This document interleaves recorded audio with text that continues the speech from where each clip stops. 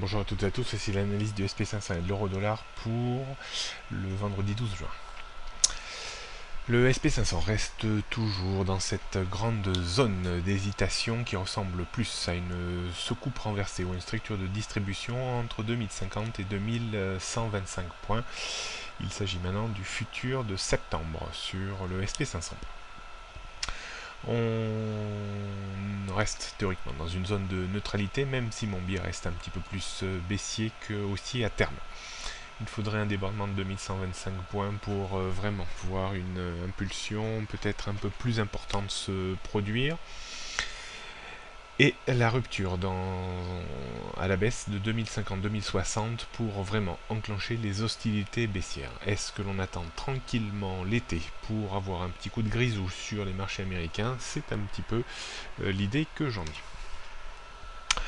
On note donc une résistance entre 2115 et 2125 sur le SP500, une zone de support entre 2050 et 2060 avec un support intermédiaire à 2080. En dessous des 2050, on aurait 2030 puis 1960 et peut-être 1800 points, mais dans un espace plus long terme.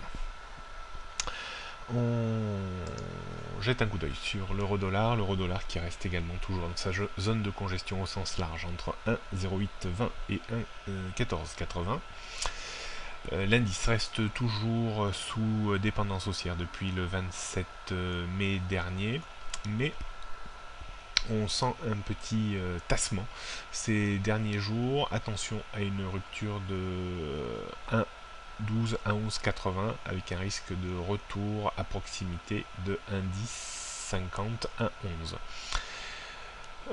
Si l'on cassait cette zone, indice 50 à 11, on pourrait de nouveau revenir tester le bas de notre zone de trading range. Donc vraiment une grosse zone de neutralité, pas forcément très simple à travailler sur l'euro-dollar.